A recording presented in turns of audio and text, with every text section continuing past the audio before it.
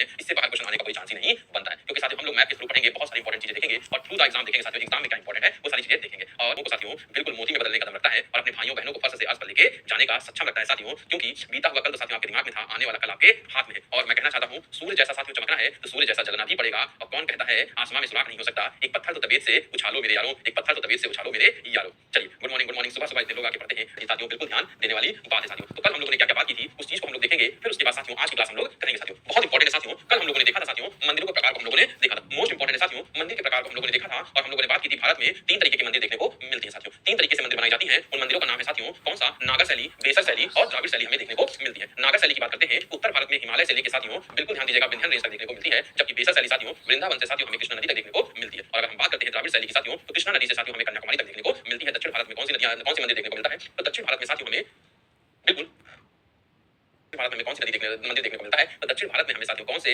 मंदिर देखने को मिलता है, द्रविड़ टाइप की मंदिर देखने को मिलता है। उत्तराखंड के पठार के क्षेत्र में साथियों हमें बेसर शैली की मंदिर देखने को मिलती है साथियों। अगर हम बात करते हैं साथियों भारत में मंदिर का स्वरूप, तो हमने बात किया था साथियों गर्भगृह की बात की थी, जहां पे हमारे पवित्र भगवान बैठते हैं, सबसे पवित्र स्थान होता है। मंडपम साथियों जहां से हम लोग छोटा हॉल होता है, महामंडपम उससे बड़ा हॉल होता है साथियों। अमलक साथियों ऊपर होता है, कलश उसके ऊपर होता है, शिखर साथियों एक pyramid type structure south India में और गोलाकार स्ट्रक्चर हमें भारत में देखने को मिलता है। तो आप लोग बताइएगा साथियों, 7 क्वेश्चन आए थे, बिल्कुल थैंक यू। चलिए आप लोग बताइए साथियों कि आप लोग कल घर पे जाके घर पे से ही क्या मंदिरों को देखे थे जो मैंने मंदिर बताया था, बिल्कुल सच सच बताना साथियों। चार धाम की बात स्टार्ट करते हैं साथियों। पहला अगर हम बात करते हैं चार धाम की साथियों, बिल्कुल हर चीज को हमें क्या बनाना है, नक्शे से बनाना है साथियों। क्या नक्शे से बनाना है, अगर नक्शे से बनाएंगे तो आप जीवन में कभी नहीं भूलेंगे साथियों, बिल्कुल ध्यान दीजिएगा। चार धाम की अगर हम लोग बात करते हैं तो चार धाम भारत में हमें कहां-कहां देखने को मिलता है साथियों, बिल्कुल ध्यान दीजिएगा। भारत में चार धाम कहां-कहां देखने को मिलता है, बिल्कुल रट्टा मान लीजिएगा साथियों। एक प्रश्न तो आपके यहां से मंदिरों से आना तय है, बिल्कुल ध्यान दीजिएगा, एक प्रश्न तो आपको मंदिरों से आना तय है साथियों। तो अगर मैं कहूं चार धाम भारत में कहां देखने को मिलता है, तो पहला आप लोग कह सकते हैं सर पहला हमें साथियों बद्रीनाथ में देखने को मिलता है। तो कहां, बद्रीनाथ में देखने को मिलता है साथियों, बिल्कुल ध्यान दीजिएगा। कहां पे साथियों, पहला हमें साथियों बद्रीनाथ देखने को मिलता है, दूसरा साथियों हमें द्वारका देखने को मिलता है साथियों। क्या द्वारका देखने को मिलता है, तीसरा साथियों हमें जगन्नाथपुरी देखने को मिलता है और चौथा हमें साथियों रामेश्वरम देखने को मिलता है।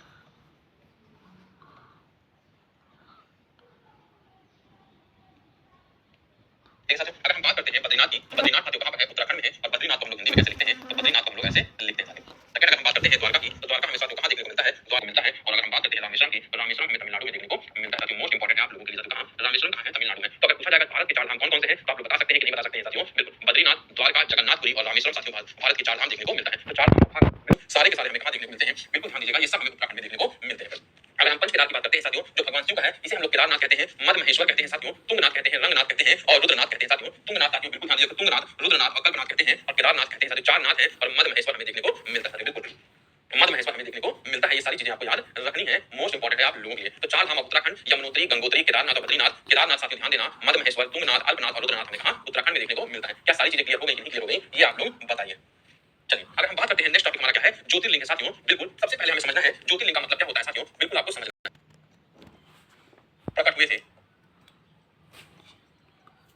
उसे हम क्या कहते हैं, ज्योतिर्लिंग कहते हैं साथियों, बिल्कुल ध्यान दीजिएगा। ये देखिएगा हिंदू धर्म में पुराणों के अनुसार भगवान शिव जिन 12 स्थानों पर प्रकट हुए थे वह स्थित शिवलिंगों को ज्योतिर्लिंग के रूप में पूजा जाता है साथियों, बिल्कुल ध्यान दीजिएगा। According to the Puranas in the Hindu religion the shivling is located at the 12 places where lord Shiva appeared are worshipped as jyotirling साथियों। आवाज नहीं आ रही है,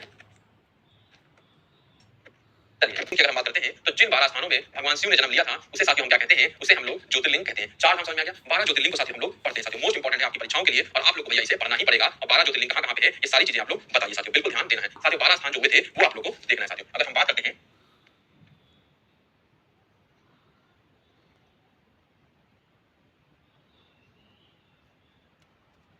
ठीक है, पहला साथियों हमें क्या देखने को मिलता है, पहला हमें साथियों बिल्कुल ध्यान दीजिएगा ज्योतिर्लिंग हमें साथियों, पहला हमें केदारनाथ देखने को मिलता है साथियों। अगर हम बात करते हैं साथियों पहला हमें पहला साथियों ज्योतिर्लिंग कहां पे है, केदारनाथ है। दूसरा हमें बाबा विश्वनाथ है और तीसरा साथियों हमें यही झारखंड के पास देखने को मिलेगा साथियों, वैद्यनाथ देखने को मिलेगा साथियों, बिल्कुल ध्यान दीजिएगा। क्या है साथियों, वैद्यनाथ देखने को मिलेगा, मोस्ट इंपोर्टेंट है तीसरा साथियों, बिल्कुल ध्यान दीजिएगा। तीसरा क्या है, वैद्यनाथ हमें देखने को मिलेगा। ये तीन आपको याद हुए कि नहीं हुए, पहला साथियों केदारनाथ, दूसरा बाबा विश्वनाथ और तीसरा हमें वैद्यनाथ देखने को मिलेगा। और चौथा साथियों हमें कहेंगे महाकालेश्वर हमें देखने को मिलेगा साथियों। कौन सा, महाकालेश्वर हमें देखने को मिलेगा। कहां पे साथियों, यहां पे साथियों कौन सा है, महाकालेश्वर है साथियों, बिल्कुल ध्यान दीजिएगा, महाकालेश्वर। ये सारी चीजें आपको याद करनी साथियों। महाकालेश्वर हमें देखने को मिलेगा। और अगर साथियों उज्जैन में है, बिल्कुल महाकालेश्वर हमें कहां देखने को मिलता है, उज्जैन में हमें देखने को मिलेगा। और अगर हम बात करते हैं साथियों यहीं पे साथियों हमें क्या देखने को मिलेगा, ओमकारेश्वर देखने को मिलेगा साथियों। कौन सा, ओमकारेश्वर देखने को मिलेगा। मेरे साथ आप लोग बिल्कुल अपनी कॉपी में लिख लीजिएगा, याद हो जाएगा, कभी भूलने वाला काम नहीं रहेगा साथियों। ओमकारेश्वर हमें देखने को मिलेगा, ओमकारेश्वर हमें देखने को मिलेगा। मोस्ट इंपोर्टेंट है आप लोगों के लिए सोमनाथ और नागेश्वर। और बिल्कुल साथियों सोमनाथ और नागेश्वर हमें कहां देखने को मिलेगा, गुजरात में देखने को मिलेगा साथियों। कौन सा, सोमनाथ,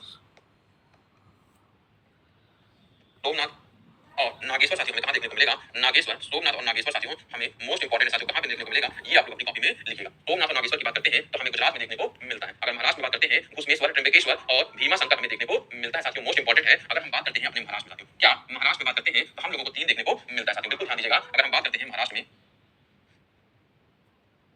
ठीक है साथियों, अगर महाराष्ट्र की बात करते हैं तो हमें कौन कौन सा देखने को मिलता है? घुसमेश्वर देखने को मिलता है। बिल्कुल मेरे साथ ही बनाइएगा तभी याद होगा साथियों, नहीं तो हमेशा आप लोग भूल जाएंगे साथियों। घुसमेश्वर होता है। दूसरा अगर हम बात करते हैं साथियों त्र्यंबकेश्वर होता है, बिल्कुल लिख लीजिएगा साथियों, जगह नहीं है, त्र्यंबकेश्वर हमें देखने को मिलता है। अभी मैं आपको स्लाइड में दिखा दूंगा। और तीसरा साथियों हमें कौन सा देखने को मिलता है? बिल्कुल भीमाशंकर हमें देखने को मिलता है। तो कौन सा? भीमाशंकर हमें देखने को मिलता है। और अगर हम बात करते हैं साथियों एक और हमें देखने को मिलता है साथियों, कौन सा साथियों बिल्कुल बताइएगा साथियों, मल्लिकार्जुन देखने को मिलता है और रामेश्वरम देखने को मिलता है साथियों। यहाँ पे कौन सा है साथियों? आंध्र प्रदेश में हमें मल्लिकार्जुन देखने को मिलता है। मल्लिका अर्जुन में देखने को मिलता है और यहाँ पे साथियों हमें रामेश्वरम देखने को मिलता है। कहाँ पे साथियों? तमिलनाडु में देखने को मिलता है। तो साथियों बिल्कुल कमेंट बॉक्स में बताइएगा क्या ये सारी चीजें समझ आई कि नहीं आई। अगर हम बात करते हैं पहला साथियों कौन सा है? केदारनाथ है। दूसरा साथियों अगर हम बात करते हैं बाबा विश्वनाथ हमें देखने को मिलता है साथियों। तीसरा अगर हम बात करते हैं तो वैद्यनाथ देखने को मिलता है। चौथा अगर हम बात करते हैं तो महाकालेश्वर है। पांचवा साथियों हमें ओंकारेश्वर देखने को मिलता है साथियों। अगर हम बात करते हैं नेक्स्ट साथियों, नेक्स्ट अगर हम सोमनाथ की बात करते हैं तो छठा देखने को मिलता है। नागेश्वर साथियों में सातवां देखने को मिलता है। घुमेश्वर साथियों हमें आठवां, और भैया साथियों ध्यान देना, नौवां साथियों हमें त्र्यंबकेश्वर और 10वां साथियों हमें भीमशंकर साथियों और 11वां साथियों हमें मल्लिकार्जुन और 12वां हमें साथियों रामेश्वरम देखने को मिलता है। क्या इतनी चीजें समझ में आई कि नहीं समझ में आई? ये आप लोग बताइएगा साथियों। हिंदी में साथियों सारी चीजें लिखी हैं, केदारनाथ, वैद्यनाथ, बाबा विश्वनाथ, महाकालेश्वर, ओंकारेश्वर, सोमनाथ, नागेश्वर, मल्लिकार्जुन, रामेश्वरम साथियों ये लीजिए अंग्रेजी में रामेश्वरम साथियों। चलिए अगर हम बात करते हैं घुमेश्वर, त्र्यंबकेश्वर, भीमशंकर की मैं आपको दिखाता हूं, यहाँ जगह नहीं है लिखने की। विश्वनाथ मंदिर कहाँ है सर? अभी सारी चीजें लोकेशन बताओ, क्या इन मंदिरों को याद हुआ साथियों? चलिए चलिए ये साथियों याद हुआ, फिर से बोलिए केदारनाथ साथियों। अब हमें इसका लोकेशन लिखना है साथियों, तो लोकेशन लिखने के लिए आपको क्या करना पड़ेगा? कलम उठाना पड़ेगा साथियों। केदारनाथ कहाँ पे साथियों? तो उत्तराखंड में लिखना पड़ेगा। जो वैद्यनाथ कहाँ पे साथियों? तो झारखंड में लिखना पड़ेगा। शॉर्टकट है, थोड़ा समझिएगा। और बाबा विश्वनाथ साथियों कहाँ पे है? उत्तर प्रदेश में हमें देखने को मिलेगा। महाकालेश्वर की बात करते हैं तो मध्य प्रदेश में देखने को मिलता है। ओंकारेश्वर की बात करते हैं तो मध्य प्रदेश में देखने को मिलता है। सोमनाथ की बात करते हैं साथियों तो गुजरात में देखने को मिलता है। और नागेश्वर की बात करते हैं साथियों तो गुजरात में देखने को मिलता है। भूसमेश्वर की साथियों बात करते हैं तो महाराष्ट्र में देखने को मिलता है। और बिल्कुल त्र्यंबकेश्वर भी साथियों महाराष्ट्र में है। और अगर हम बात करते हैं भीमाशंकर भी हमें महाराष्ट्र में देखने को मिलता है साथियों। अगर हम बात करते हैं मल्लिकार्जुन की साथियों तो ये हमें साथियों आंध्र में देखने को मिलता है। आंध्र प्रदेश में साथियों लिखिएगा साथियों अपनी कॉपी में, कहां पे साथियों? आंध्र प्रदेश में देखने को मिलता है। आंध्र प्रदेश में साथियों। चलिए और अगर हम बात करते हैं ये कहां पे? रामेश्वरम, तो तमिलनाडु में देखने को मिलता है साथियों। बहुत इंपॉर्टेंट है आप लोगों के लिए, ये साथियों आपको याद रखना है, जीवन भर याद रखना है। उत्तराखंड में आपको एक, उत्तर प्रदेश में एक, झारखंड में एक देखने को मिलता है। तमिलनाडु में साथियों एक, आंध्र प्रदेश में एक देखने को मिलता है। 6 जगह आपको एक, और जबकि गुजरात में साथियों आपको 2 और महाराष्ट्र में आपको 3 देखने को मिलते हैं।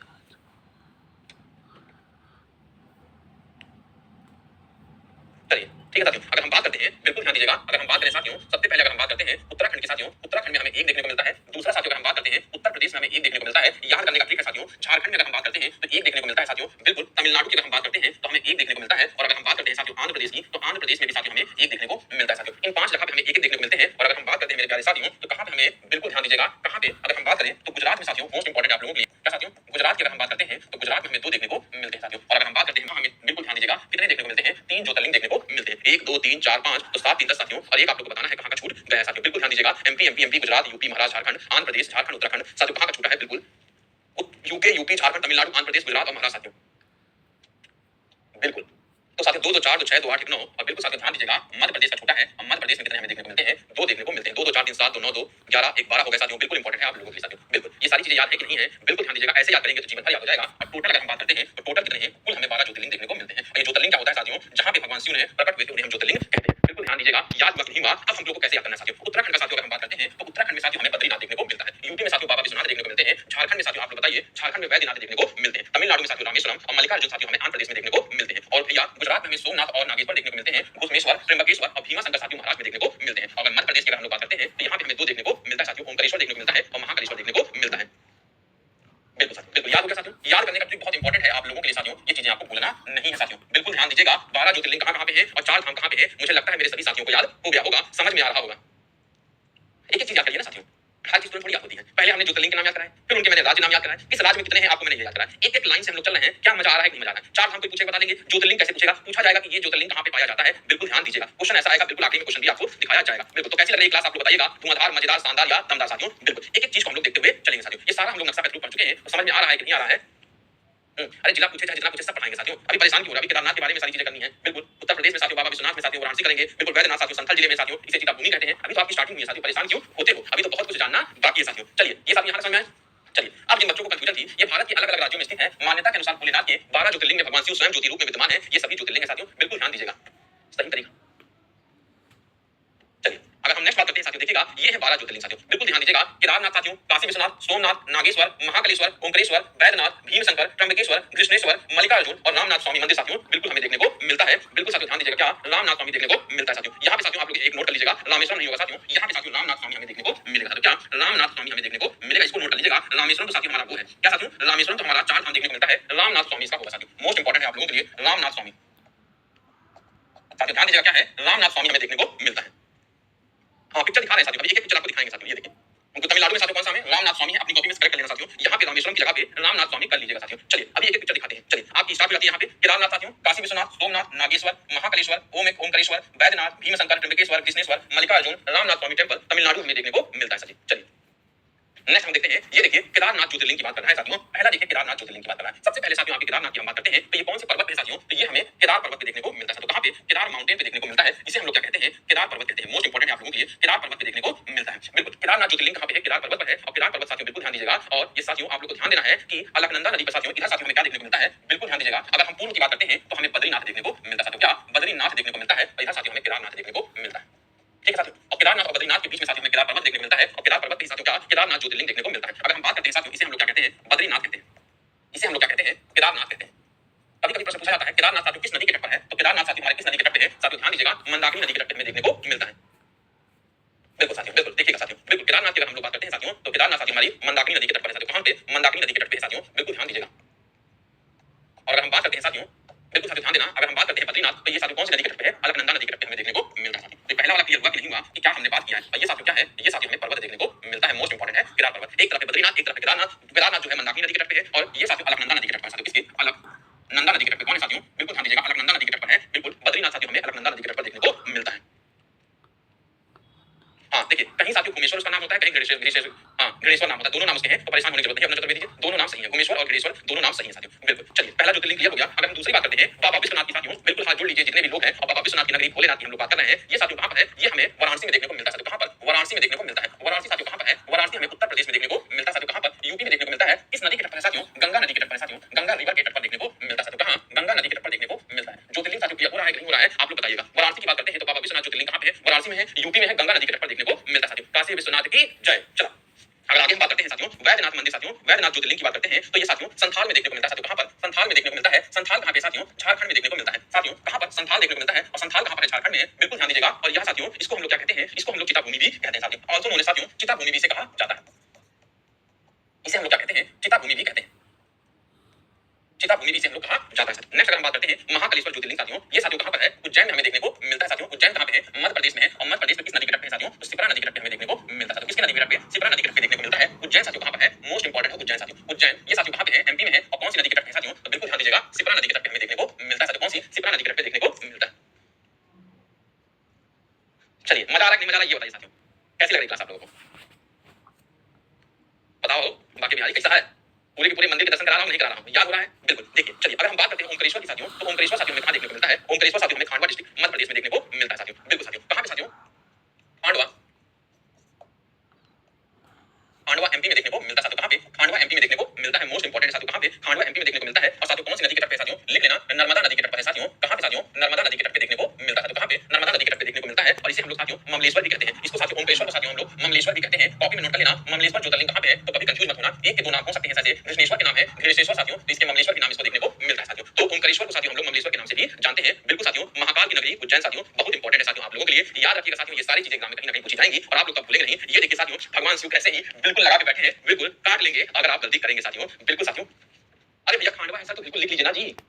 थोड़ा बहुत समझ में आ रहा है कि नहीं आ रहा है, ये बताइए। याद हो रहा है मेरे साथियों, याद हो रहा है कि नहीं याद हो रहा है, हाँ जी, हमारा मजा है।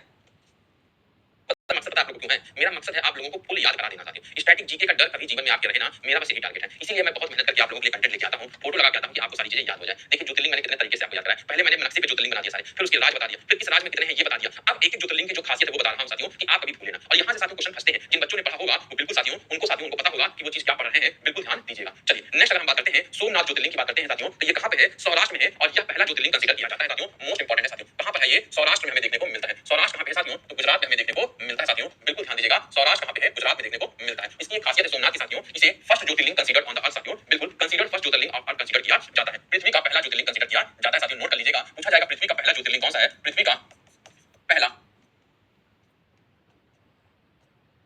ज्योतिर्लिंग कौन है, मतलब कि अर्थ का फर्स्ट ज्योतिर्लिंग, अर्थ फर्स्ट ज्योतिर्लिंग कौन सा साथियों, पृथ्वी का पहला ज्योतिर्लिंग कौन सा है, तो सोमनाथ ज्योतिर्लिंग हमें देखने को मिलता है साथियों। बिल्कुल साथियों ध्यान दीजिएगा। दूसरा अगर हम कहते हैं साथियों नागेश्वरम साथियों, ये साथियों सांपों का भगवान है साथियों, नागेश्वर ज्योतिर्लिंग साथियों सांपों का भगवान है। कहां पे है साथियों, बड़ौदा जिले में साथियों। बिल्कुल ध्यान दीजिएगा, बड़ौदा गुजरात में हमें देखने को मिलता है साथियों। कहां पे, बड़ौदा गुजरात में हमें देखने को मिलता है साथियों। नोट कर लीजिएगा कहां पे साथियों, बड़ौदा गुजरात में हमें देखने को मिलता है। चलिए, और घुसमेश्वर देखिए, जिन बच्चों को क्लियर नहीं था तो इन्हें घुसमेश्वर कहते हैं या जिसनेश्वर, दोनों नाम से पुकारा जाता है साथियों। ये कहां पे है साथियों, बिल्कुल ध्यान दीजिएगा, दौलताबाद महाराष्ट्र में देखने को मिलता है साथियों। कहां पे, दौलताबाद महाराष्ट्र में देखने को मिलता है, दौलताबाद महाराष्ट्र साथियों। मोस्ट इंपॉर्टेंट है, दौलताबाद अपनी राजधानी कौन बनाना चाहता था, ये भी आप लोग बता सकते हैं। दौलताबाद महाराष्ट्र में साथियों, यहीं के निकट एक पर्वत है साथियों, उस पर्वत का क्या नाम है साथियों, आपको बताना है साथियों। इसे हम लोग शिवालय भी कहते हैं, इसको साथियों हम लोग शिवालय भी कहते हैं। बिल्कुल ध्यान दीजिएगा कि इन सबका अलग अलग नाम है, तो आपको वो भी याद रखना है साथियों, कहीं ना कहीं परीक्षा में देखने को मिलेगा। अरे भैया त्र्यंबकेश्वर साथियों, बिल्कुल ध्यान दीजिएगा, त्र्यंबकेश्वर बिल्कुल ध्यान दीजिएगा। ये देखिएगा त्र्यंबकेश्वर की भी दर्शन मैंने आप लोगों को करा दिया। हो भगवान की जय साथियों। जी के नहीं आएगा बिल्कुल। चलिए, मजा आ रहा है कि नहीं आ रहा है, ये बताइए आप लोग। चलिए, अगर हम बात करते हैं साथियों त्र्यंबकेश्वर की, तो ये नासिक में है साथियों, और नासिक कहां पे है, महाराष्ट्र में साथियों। बिल्कुल ध्यान दीजिएगा, कहां पे है नासिक, और नासिक हमें महाराष्ट्र में देखने को मिलता है साथियों। मोस्ट इंपॉर्टेंट है आप लोगों के लिए, नासिक कहां पे है, महाराष्ट्र में। यहीं पे साथियों हमें एक पर्वत देखने को मिलता है जिसका नाम है साथियों ब्रह्मगिरी पर्वत साथियों। क्या, ब्रह्मगिरी पर्वत देखने को मिलता है। और ब्रह्मगिरी पर्वत के पास से साथियों क्या निकलती है साथियों, बिल्कुल ध्यान दीजिएगा, ब्रह्मगिरी पर्वत के पास से निकलती है साथियों कौन सी साथियों, गोदावरी नदी निकलती है साथियों। कौन सी, ब्रह्मगिरी पर्वत से निकलती है कौन सी, बिल्कुल ध्यान दीजिएगा, गोदावरी नदी निकलती है। और आपको मैंने बताया था दक्षिण भारत की सबसे लंबी नदी कौन सी है, बिल्कुल गोदावरी कहा जाता है साथियों। बिल्कुल ध्यान दीजिएगा। और अगर हम बात करते हैं साथियों, ये साथियों कौन सा है, भीमा शंकर है। और भीमा शंकर साथियों हमें पुणे महाराष्ट्र में देखने को मिलता है। बिल्कुल, भीमा शंकर साथियों कहां पर है, तो भीमा शंकर साथियों में पुणे महाराष्ट्र में देखने को मिलता है साथियों। रट्टा मान लेना साथियों, पुणे महाराष्ट्र में देखने को मिलता है। अरे मल्लिकार्जुन की बात करते हैं साथियों, तो ये कृष्णा जिले में है, आंध्र प्रदेश में कृष्णा नदी के तट पे देखने को मिलता है साथियों। ध्यान दीजिएगा, कृष्णा डिस्ट्रिक्ट है साथियों वहां पे, कहां पे साथियों, आंध्र प्रदेश में। अब किस नदी के तट पे है साथियों, तो कृष्णा नदी के तट पे हमें देखने को मिलता है साथियों। कौन सा, कृष्णा नदी के तट पे देखने को मिलता है साथियों। बहुत इंपॉर्टेंट है आप लोगों के लिए, जिला कौन सा है साथियों, कृष्णा जिला देखने को मिलता है आंध्र प्रदेश में साथियों। कहां पे, आंध्र प्रदेश में। और अगर हम बात करते हैं कौन सी नदी पे है, तो कृष्णा नदी पे हमें देखने को मिलता है साथियों। क्या, कृष्णा नदी पर देखने को मिलता है साथियों। चलिए, अगर हम बात करते हैं साथियों, नेक्स्ट अगर हम बात करते हैं रामेश्वरम नहीं होगा साथियों। बिल्कुल बिल्कुल साथियों ध्यान दीजिएगा, रामनाथ स्वामी हमें देखने को मिलता है। चलिए, यहाँ तक आ गए साथियों। तो मैं कह रहा था रामेश्वरम ज्योतिर्लिंग साथियों, इसे आप लोग साथियों रामनाथ स्वामी भी कह सकते हैं। क्या साथियों, रामनाथ स्वामी भी कह सकते हैं, क्योंकि रामेश्वरम जगह है साथियों, और रामनाथ स्वामी वहां पे मंदिर हमें देखने को मिलती है साथियों। बिल्कुल ध्यान दीजिएगा, रामनाथ स्वामी मंदिर हमें देखने को मिलती है। और इसका नाम साथियों किसने लिखा था, इसका नाम साथियों किसने किया था, इसका नाम साथियों भगवान राम ने किया था साथियों। बिल्कुल ध्यान दीजिएगा, लॉर्ड राम ने किया था, मतलब भगवान राम ने इसका नामकरण किया था। मोस्ट इंपॉर्टेंट है आप लोगों के लिए साथियों, किसने किया था, भगवान राम ने इसका नामकरण किया था साथियों। तो ये 12 के 12 ज्योतिर्लिंग हमें देखने को मिलते हैं। चलिए, ट्रिक से क्या याद करना है साथियों, इतने अच्छे से याद करा दिया है, अब भी ट्रिक से जरूरत पड़े तो कोई फायदा नहीं साथियों। आइए एक बार आपको फिर से रिवीजन करा दिया जाए साथियों। बिल्कुल ध्यान दीजिएगा, हमने क्या पढ़ा साथियों, चार धाम पढ़ा। चार धाम साथियों कौन कौन सा होता है, हमने आपको डायग्राम के थ्रू दिखाया साथियों। चार धाम सोचिए साथियों, डायग्राम के थ्रू बद्रीनाथ साथियों, फिर हमने द्वारका देखा, जगन्नाथपुरी और रामेश्वरम देखा साथियों। बिल्कुल ध्यान दीजिएगा, ये चार धाम हमने देखा। ज्योतिर्लिंग साथियों जहां भगवान शिव के, बिल्कुल बिल्कुल। चलिए, अगर हम बात करते हैं भगवान राम जहां प्रकट हुए थे, उसे साथियों भगवान शिव जहां प्रकट हुए थे उसे हम लोग क्या कहते हैं, ज्योतिर्लिंग कहते हैं साथियों। 12 है, बिल्कुल ध्यान दीजिएगा। पहला हमें केदारनाथ, वैद्यनाथ, बाबा विश्वनाथ, महाकालेश्वर, ओमकारेश्वर, सोमनाथ, नागेश्वर, घुसमेश्वर, त्र्यंबकेश्वर, भीमाशंकर, रामनाथ, मल्लिकार्जुन, ये सारे हमें देखने को मिलते हैं। 12 के 12 हमने देख लिए। पहला साथियों देखिए, उत्तराखंड में हमें एक है, उत्तर प्रदेश में एक, झारखंड में एक, तमिलनाडु में एक, आंध्र प्रदेश में एक, गुजरात में 2, महाराष्ट्र में साथियों 3 और मध्य प्रदेश में 3 देखने को मिलते हैं साथियों। पहला अगर हम बात करते हैं साथियों, ध्यान दीजिएगा, पहला साथियों ये देखिएगा 12 के 12 है। पहला साथियों हमें केदारनाथ देखने को मिलता है, केदार पर्वत के साथ इधर बद्रीनाथ, इधर केदारनाथ, मंदाकिनी नदी के तट पे साथियों केदारनाथ, अलकनंदा नदी के तट पे साथियों हमें बद्रीनाथ देखने को मिलता है। बाबा विश्वनाथ ज्योतिर्लिंग की बात करते हैं, वाराणसी उत्तर प्रदेश में देखने को मिलता है साथियों, गंगा नदी के तट पे है। अगर हम बात करते हैं संथाल साथियों, झारखंड चिताभूमि के नाम से जाना जाता है। अगर हम उज्जैन में बात करते हैं, एमपी में है, शिप्रा नदी के तट पे है साथियों। अगर हम बात करते हैं खांडवा नर्मदा नदी के तट पे है, इसे ममलेश्वर के नाम से जानते हैं। अगर हम बात करते हैं सौराष्ट्र में साथियों, गुजरात में पृथ्वी का पहला ज्योतिर्लिंग हमें देखने को मिलता है साथियों। बिल्कुल ध्यान दीजिएगा, अगर हम बात करते हैं नागेश्वर की, तो ये बड़ौदा गुजरात में है साथियों। और घुसमेश्वर की अगर हम बात करते हैं, पृथ्वी का आखिरी साथियों हमें देखने को मिलता है। लास्ट ज्योतिर्लिंग हमें कौन सा देखने को मिलता है, यही देखने को मिलता है साथियों। अगर हम बात करते हैं त्र्यंबकेश्वर की साथियों, तो त्र्यंबकेश्वर साथियों गोदावरी नदी के तट पर निकलता है, ब्रह्मगिरी पर्वत पे साथियों बड़ौदा से निकलता है साथियों। चलिए, अगर नेक्स्ट बात करते हैं भीमाशंकर की साथियों, पुणे महाराष्ट्र में है। और अगर हम बात करते हैं मल्लिकार्जुन की साथियों, कृष्णा नदी, कृष्णा जिले में, आंध्र प्रदेश डिस्ट्रिक्ट में कृष्णा नदी के तट पे देखने को मिलता है। मोस्ट इंपॉर्टेंट है आप लोगों के लिए। और अगर मैं कह दूं साथियों आप लोगों से कि 11वां ज्योतिर्लिंग कौन है साथियों, बिल्कुल रामनाथपुरम तमिलनाडु में देखने को मिलता है साथियों। कौन से जिले में साथियों, रामनाथपुरम में देखने को मिलता है साथियों। ध्यान दीजिएगा, कौन से, रामनाथपुरम, सब है राम के साथियों, रामनाथपुरम देखने को मिलता है। और कौन से नंबर का ज्योतिर्लिंग है साथियों, 11वें नंबर का हमें देखने को मिलता है साथियों। नोट कर लीजिएगा, 11वां नंबर का है लॉर्ड राम साथियों, भगवान राम का देखने को मिलता है साथियों। ये सारी चीजें याद हुई कि नहीं हुई, कमेंट बॉक्स में बताइएगा साथियों। बिल्कुल ध्यान देना, शक्तिपीठ की कहानी हम लोग समझते हैं और कल इनकी मंदिरों को हम लोग देखेंगे साथियों। चलिए, सारी मंदिर हर नदी के तट पे नहीं होती, जो थे वो मैंने पढ़ा दिया आप लोगों को। जितना मैंने पढ़ाया उतना ही पढ़ लोगे तो सिलेक्शन हो जाएगा, है कि नहीं। नहीं साथियों, अभी हम लोग को शक्तिपीठ की कहानी देखनी, बहुत इंटरेस्टिंग है। शक्तिपीठ साथियों, अगर हम बात करते हैं साथियों शक्तिपीठ की, तो देखिएगा एक हुआ करते थे भगवान शिव साथियों। कौन थे, भगवान शिव हुआ करते थे। सब भगवान शिव की वाइफ थी साथियों। बिल्कुल ध्यान दीजिएगा, उनकी वाइफ का क्या नाम था, सती नाम था। उनकी वाइफ का क्या नाम था साथियों, मतलब शिव भगवान की वाइफ का क्या नाम था, बीवी का क्या नाम था साथियों, सती नाम था। ठीक है, ये लोग शादी कर लेते हैं और सती के पिताजी जो थे, इनके जो फादर थे साथियों, राजा दक्ष हुआ करते थे साथियों। क्या, राजा दक्ष हुआ करते थे। बिल्कुल साथियों, दक्ष हुआ करते थे, राजा दक्ष जिन्हें कहते थे। ये साथियों शिव और पार्वती और सती की शादी के विरोध में थे साथियों। क्या, मैरिज के विरोध में हुआ करते थे। कौन, राजा दक्ष। तो अपने पिता के खिलाफ जाके साथी, अपने पिता के खिलाफ जाके, राजा दक्ष के खिलाफ जाके सती शादी कर लेती है भगवान शिव से। बिल्कुल साथियों ध्यान दीजिएगा, किससे शादी कर लेती है, भगवान शिव से। और राजा दक्ष साथियों इसमें एक हवन लिखा करवाते हैं। क्या साथियों, हवन करवाते हैं। मोस्ट इंपॉर्टेंट है, हवन में साथियों इन लोगों को नहीं बुलाते हैं, शिव और सती को नहीं बुलाते हैं, पर सती बिना बुलाए पहुंच जाती है साथियों। क्या, बिना बुलाए पहुंच जाती है। और इनको मना करते हैं कौन, बिल्कुल भगवान क्यों मना करते राजा दक्ष साथियों इनके पति की बेइज्जती करती है साथियों, मतलब सती के हस्बैंड जो शिव थे इनको भला बुरा कहते हैं राजा दक्ष। और जब ये साथी बिल्कुल सती जो है बिल्कुल बर्दाश्त नहीं कर पाती हैं, तो बिल्कुल ध्यान दीजिएगा, बर्दाश्त नहीं कर पाती हैं अपने हस्बैंड की, भगवान शिव की साथ बुराई नहीं बर्दाश्त कर पाती हैं, तो ये साथियों बिल्कुल हवन में कूद जाती हैं और सती हो जाती हैं। इसको देखकर साथियों भगवान शिव गुस्सा हो जाते हैं और सती को साथियों अपने हाथ में उठा के तांडव करने लगते हैं साथियों। भगवान शिव क्या करते हैं, मोस्ट इंपॉर्टेंट है, सती को साथ में ले लेते हैं और उनको तांडव करने लगते हैं साथियों। क्या करने लगते हैं, तांडव करने लगते हैं। और पूरे पृथ्वी पे क्या आ जाता है साथियों, प्रलय देखने को मिलता है साथियों, मतलब कि भूकंप जैसी चीजें देखने को मिलती हैं। तो भगवान विष्णु क्या करते हैं साथियों, यहाँ पे साथियों भगवान विष्णु आते हैं। विष्णु भगवान साथियों क्या करते हैं, अपने ब्रह्मास्त्र का यूज करते हैं साथियों। क्या ब्रह्मास्त्र का यूज करते हैं और बिल्कुल ध्यान दीजिएगा, ब्रह्मास्त्र का यूज करते हैं और सती को बॉडी को काट देते हैं साथियों, सती के शरीर को काट देते हैं, माता सती के शरीर को काट देते हैं और इनके जो साथियों टुकड़े होते हैं वो 52 टुकड़े होते हैं साथियों। इसी 52 टुकड़े को हम लोग क्या कहते हैं, शक्तिपीठ कहते हैं। मोस्ट इंपॉर्टेंट है आप लोगों के लिए, इन्हीं 52 टुकड़ों को हम लोग क्या कहते हैं, शक्तिपीठ कहते हैं। क्या कहानी समझ में आई कि नहीं आई, आपको ये बताना है साथियों। चलिए, भगवान शिव थे और एक सती थी। भगवान शिव और सती आपस में शादी करना चाहते थे, पर इनके पिता, सती के पिता राजा दक्ष इसके खिलाफ थे। अब महारानी सती, माता सती साथियों अपने पिता के खिलाफ जाके भगवान शिव से शादी कर लेती हैं और जैसे ही वो शादी करती हैं भगवान शिव से, तो राजा दक्ष जो सती के पिता हैं साथी, वो क्या करते हैं, वो एक हवन करवाते हैं। भगवान शिव मना करती हैं, भगवान शिव मना करते हैं कि सती तुम मत जाना, पर वो सती चली जाती हैं अपने प्यार में, अपने पापा के प्यार में, और पिताजी उस भगवान में बहुत बुरा भला कहते हैं भगवान शिव को। और जब भगवान शिव को बुरा भला कहते हैं तो उनसे ये सारी चीजें सुना नहीं जाता, और जब वो उनसे सुन नहीं पाते साथियों, तो वो क्या हवन में कूद जाती है। और भगवान शिव को जब पता चलता है तो उनको अपने गोद में उठा के साथियों, बिल्कुल साथियों अपने गोद में उठा के इधर उधर तांडव करने लगते हैं। उस तांडव से प्रलय आ जाता है और जैसे प्रलय आता है तो विष्णु भगवान देखते हैं कि पृथ्वी खत्म न हो जाए, इसलिए उन्होंने अपना ब्रह्मास्त्र यूज करते हैं और सती के टुकड़े टुकड़े कर देते हैं और वो 52 जगह जहां टुकड़े गिरते हैं वही शक्तिपीठ कहलाता है। तो साथियों हमें 52 के 52 नहीं याद करने हैं, पर हमें कुछ ही थोड़े बहुत याद करने हैं साथियों, थोड़ा बहुत याद करने हैं। 8-10 में बता दूंगा जो आपके एग्जाम के लिए इंपॉर्टेंट देखने को मिलता है। बिल्कुल साथियों ध्यान दीजिएगा, ये देवी के प्रसिद्ध अपवित्र मंदिरों में 52 शक्तिपीठ शामिल है। वैसे तो 51 शक्तिपीठ माने जाते हैं, लेकिन तंत्र चूड़ामणि में 52 शक्तिपीठों का उल्लेख किया गया है। पौराणिक कथाओं के अनुसार भगवान शिव की पहली पत्नी सती के शरीर के अंग जिस स्थान पर गिरे उसे शक्तिपीठ कहा गया है साथियों। पूरी कहानी मैंने आप लोगों के लिए लिख दी साथियों, पढ़ लेना। पौराणिक कथा के अनुसार भगवान शिव की पहली पत्नी सती ने अपने पिता राजा दक्ष की सहमति के बिना भोलेनाथ से विवाह किया था। इस पर एक बार राजा दक्ष ने एक विशाल यज्ञ का आयोजन किया, लेकिन अपनी बेटी और दामाद को यज्ञ में आमंत्रित नहीं किया। माता सती अपने पिता के निमंत्रण के बिना ही यज्ञ में पहुंच गई, जबकि भोलेनाथ ने वहां जाने से मना किया था। राजा दक्ष ने माता सती के सामने उनके पति भगवान शिव को असत्य कहे और अपमानित किया साथियों। माता सती अपने पिता से अपने पति का अपमान सहन नहीं कर सकी और उन्होंने यज्ञ को पवित्र अग्नि में कूदकर अपने प्राण त्याग दिए साथियों। बिल्कुल ध्यान देना, भोलेनाथ अपनी पत्नी का वियोग सहन नहीं कर सके, उन्होंने माता सती का शव लेकर शिव तांडव करना शुरू कर दिया। ब्रह्मांड पर प्रलय आने लगा, जिसे रोकने के लिए भगवान विष्णु ने सुदर्शन चक्र से माता सती के शरीर के टुकड़े टुकड़े कर दिया साथियों। बिल्कुल ध्यान देना, टुकड़े टुकड़े कर दिया और माता के शरीर के अंग और आभूषण 52 टुकड़ों में धरती पर अलग अलग स्थानों पर गिरे, जो शक्तिपीठ बन गए साथियों। क्या शक्तिपीठ बन गए। और कल हम लोग देखेंगे कि मेजर शक्तिपीठ कौन कौन से साथियों, इन सारों को हम लोग कैसे समझेंगे, इन सब को हम लोग साथियों बिल्कुल ध्यान दीजिएगा, इन सब को हम लोग एग्जांपल के थ्रू और डायग्राम से समझेंगे। चलिए, ये समझ में आया कि नहीं आया, कैसी लगी क्लास, बिल्कुल बताइएगा साथियों, मजा आया, याद हुआ कि नहीं?